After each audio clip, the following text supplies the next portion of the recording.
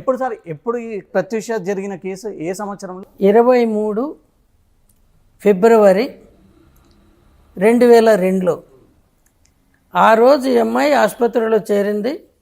22 next రోజు ఈమె 24వ తేదీ ఆదివారం ఆ రోజు 11 గంటలకు చనిపోయింది. శవ పరీక్ష నెక్స్ట్ డే మండే వస్తుంది, 25వ తేదీ శవ పరీక్ష జరిగింది. ఇది అక్కడైంది.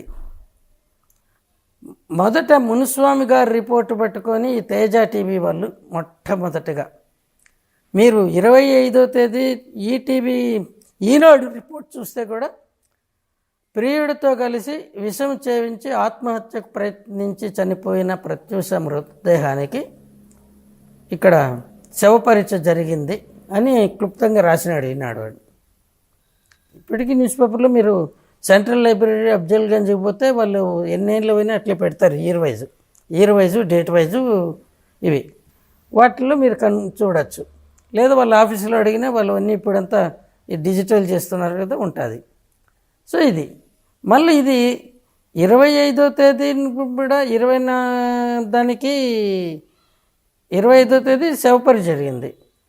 మళ్ళీ నెక్స్ట్ తేజ టీవీ మునుస్వామి గారి స్టేట్మెంట్ మీద ఇది ఆయన బయట చెప్పటంతో ఆయన కూడా రిపోర్టు ఇక్కడ టైప్ చేయించి గాంధీలో అది తీసుకెళ్ళి గాంధీ మార్చురీ దగ్గర, అప్పుడు సికింద్రాబాద్ రైల్వే స్టేషన్ పక్కన మోండా మార్కెట్ వెనకాల, అక్కడికి వెళ్ళి పంజగుట్ట పోలీసులను పిలిపించి వాళ్ళకు రిపోర్ట్ ఇచ్చి మళ్ళా తేజ టీవీ వాళ్ళకి ఇంటర్వ్యూ ఇచ్చినాడు అక్కడ. ఇవి జరిగిన తర్వాత ఈమె వెంటనే ప్రొటెస్ట్ చేసింది. మా అమ్మాయిని ఎవరు గొంతు పిసికి చంపలేదు. ఎవరు సార్? ప్రత్యూష తల్లి సరోజినీదేవి గారు. సరోజినీదేవి ఆమె ప్రొటెస్ట్ చేసింది. తర్వాత ఇది హత్య కాదు, ఆత్మహత్య. ఆ అబ్బాయి తల్లి ఒప్పుకోకపోవటంతో వీళ్ళిద్దరూ చనిపోదామనుకున్నారు. ఇద్దరు పాయిజన్ తీసుకున్నారు. ఆ అబ్బాయి ఇంకా ఆసుపత్రిలోనే ఉన్నాడు. మా అమ్మాయి చనిపోయింది ఇది అనేసి ఎంతసేపు కూడా ఆమె కోర్టులో కూడా అబ్బాయి తల్లి మీదనే బ్లేమ్ వేసింది. అబ్బాయి మీద ఒక్క మాట మాట్లాడలేదు అగెనిస్ట్గా. అబ్బాయి చాలా మంచివాడనే చెప్పింది. సిద్ధార్థ రెడ్డి. మీకు ఎవరికైనా ఇప్పుడు దొరుకుతాయి కాపీలు, మెట్రోపాలిటన్ సెషన్స్ కోర్టు కాపీలు. దాంట్లో ఇట్లా సర్టిఫై చేసింది. తర్వాత ఇవన్నీ దాటినాయి. దీంట్లో మొత్తం కథ కానీ అక్కడ హైకోర్టులో ఏం నడిచింది తెలుసుకోవాలంటే బీజేపీ ప్రెసిడెంట్ రామచంద్రరావు గారిని అడగండి. హైకోర్టులో ఆయన ఈ ప్రత్యూష తల్లి తరపున అడ్వకేట్గా ఉన్నాడు. తర్వాత హైకోర్టులో ఇప్పుడు డివిజన్ బెంచ్ ముందు ఉన్నింది. మోతీలాల్ బి నాయక్ గారు మున్సిపల్ రిపోర్ట్ను అక్సెప్ట్ చేసుకొని ఆయనదే కరెక్ట్ అన్నట్టుగా మాట్లాడి ఇది చేశారు. అందుకే చాలా పరిధులు దాటి కామెంట్ చేశారు అందరి మీద. 18వ తేదీ పోలీసుల మీద, 19వ తేదీ ఈవినింగ్ సెషన్కు నన్ను రమ్మని చెప్పమన్నాడు. ఆ GP general government pleader health అతను ఫోన్ చేసి మిమ్మల్ని రమ్మంటున్నారు కోర్టుకు, ఈరోజు 2 గంటలకు రండి అంటే పోయినాను. ఆ కోర్టు అంతా కూడా అడ్వకేట్స్ ఎట్లా అంటే ప్యాక్ అయిపోయింది. నేను కూడా నిల్చోవడానికి ఇటుపక్క అటుపక్క లేదు, నొక్కుతున్నారు ఇరుక్కొని. నా వెనకాల ఇంకెవడన్నా వస్తారేమో. అప్పుడు ఐపీఎస్ ఆఫీసర్ రిటైర్డ్ అనంతరెడ్డి ఏదో ఉన్నది ఆయన పేరు, కరెక్ట్గా గుర్తుకు లేదు. ఆయన లా ప్రాక్టీస్ చేస్తున్నాడు. ఆయన నా వెనకాల నిల్చొని అడిగినాడు.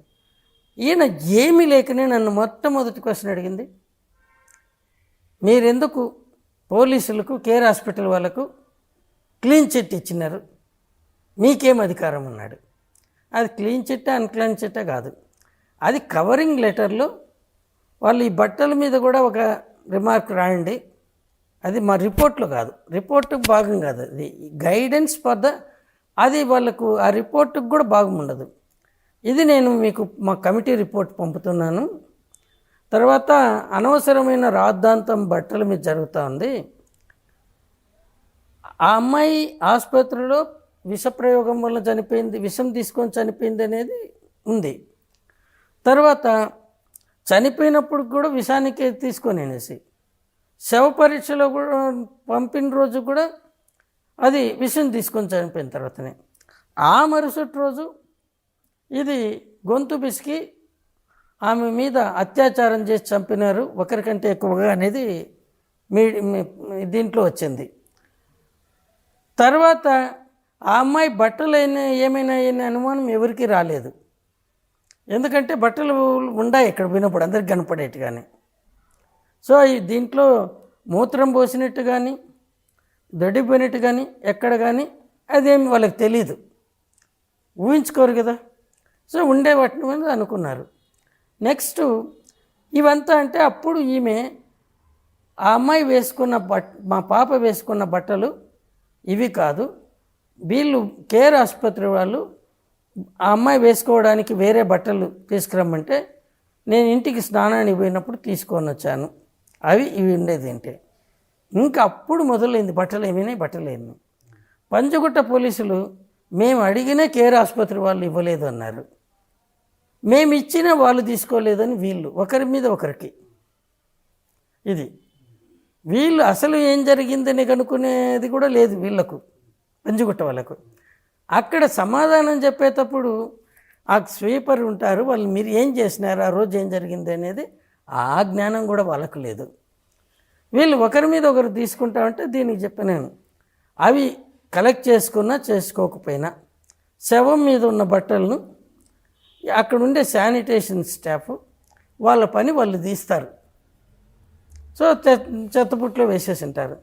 ఇంకా దాన్ని గురించి తలగొక్కోవటం అనవసరం, వేరే విషయాలు ఇన్వెస్టిగేట్ చేయండి కవరింగ్ లెటర్లో రాసినాను. అదేది పోలీసులకు అడ్వైజ్, కోర్టుకు సంబంధం లేదు, కేసుకు సంబంధం లేదు.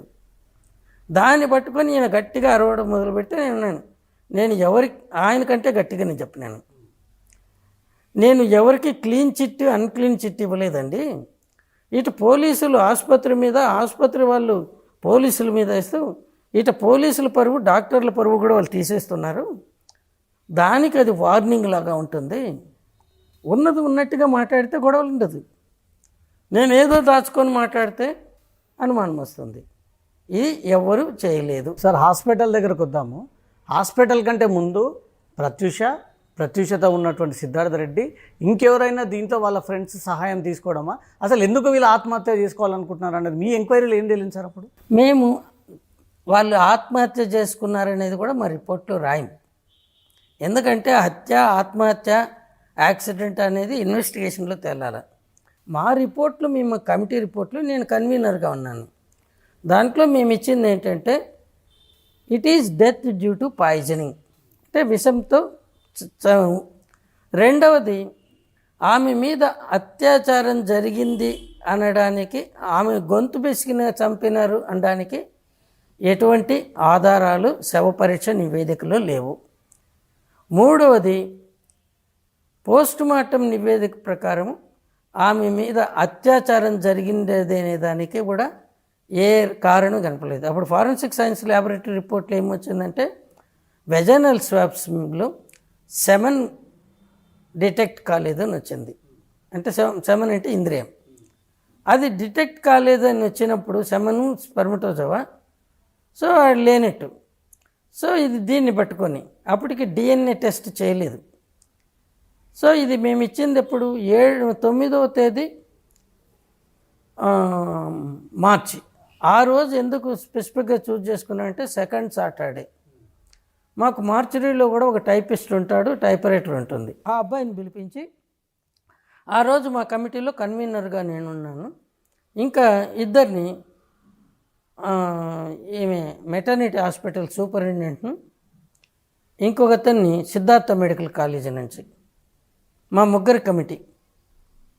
ఆ కమిటీలో యాక్చువల్గా మా డైరెక్టర్ ఆఫ్ మెడికల్ ఎడ్యుకేషన్ గారు, ఇట్లా మన సీఎం చంద్రబాబు గారు, ఇద్దరు ఫారెన్సిక్ మెడిసిన్ ప్రొఫెసర్స్ పేర్లు 3, తర్వాత మంచి ఆబ్స్టిషియన్స్ గైనకాలజిస్టుల పేర్లు 2 పంపమన్నాడు.